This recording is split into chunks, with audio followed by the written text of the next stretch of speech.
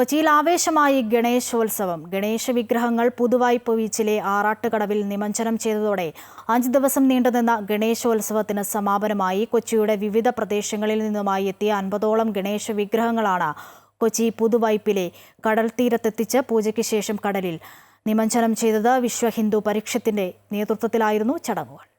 പല വലിപ്പത്തിലുള്ള ഗണേശ വിഗ്രഹങ്ങൾ കൊച്ചി പുതുവൈപ്പിലെ സായന്തനത്തെ വർണ്ണാഭമാക്കി. പുതുവൈപ്പ് കടൽത്തീരം ഗണേശനാമങ്ങളാൽ ഭക്തിസാന്ദ്രമായി.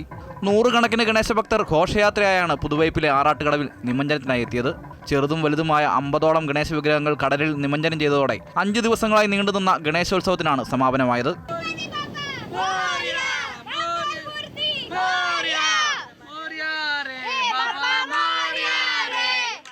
ഏകദേശം 50ഓളം ഗണേശ വിഗ്രഹങ്ങളാണ് വന്നിരിക്കുന്നത്.